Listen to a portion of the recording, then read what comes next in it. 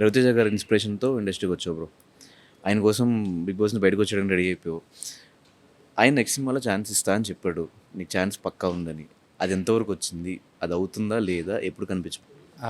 పిలిచారు, లైక్ తిరుమల కిషోర్ గారు ఆఫీస్కి పిలిచారు, అన్న మాట్లాడారు, చెప్పారు ఉంది అని.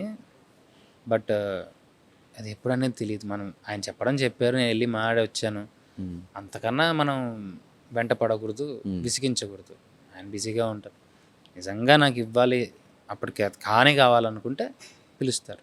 దేనికైనా ఎదురు చూడాలి ఓపిక్గా. అంతేగాని చెప్పారు కదా నాకు ఇవ్వాలి కదా, మనం ఎవరు బ్రో చేయకూడదు. కానీ ఆయన ఇంపాక్ట్ చాలా ఉంది కదా బ్రో, నీ బాడీ లాంగ్వేజ్ కానీ, మాట వైజ్ కానీ, యాక్షన్స్ కానీ, గెస్చర్స్ కానీ. అంతే, అది పెరిగాను కదా, ఆయన చూస్తూ పెరిగాను కదా. ఆల్మోస్ట్ 20 years అలానే ఉంటుంది. ఎట్లా, ఏ సినిమా చూసి ఫ్యాన్? సింధూరం ఫస్ట్ సినిమా. ఫస్ట్ సినిమాకి ఆయనే ఫస్ట్ కదా. అందుకే నేనే ఫస్ట్, నేను సినిమా చూడడమే అయింది ఫస్ట్ కదా నేను కూడా.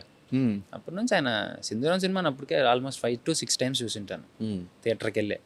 అక్కడ నుంచి ఇంక వరుసగా ఆయన సినిమాలు చూసుకుంటేనే, అవును వాళ్ళిద్దరు ఇష్టపడ్డారు, అమ్మ నాన్న తమిళమ్మ, ఇంక వరుసగా చెంటి వెళ్ళిపోయింది ఇంక అలాగే అంతే.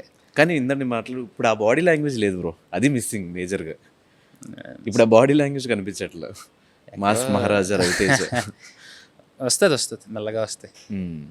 సో ఫైనలీ అప్కమింగ్ 2 సినిమాలు ఉన్నాయి. అండ్ రవితేజ గారి సినిమా కూడా తొందరలో నాకు చూడాలని మీ ఇద్దరిని ఒకటే స్క్రీన్ మీద ఒక మాస్ ఇది పడితే అసలు మీ ఇద్దరు ఎనర్జీ ఎలా మ్యాచ్ అవుతుందో చూడాలని తప్పకుండా వెయిటింగ్ దానికోసం. పడితే ఎలాంటి సీన్ కోసం వెయిటింగ్ బ్రో?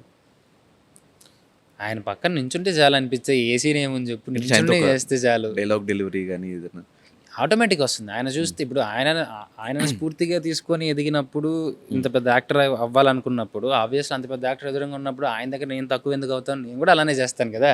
అరే బాగా చేశారు అనిపించుకోవాలి కదా.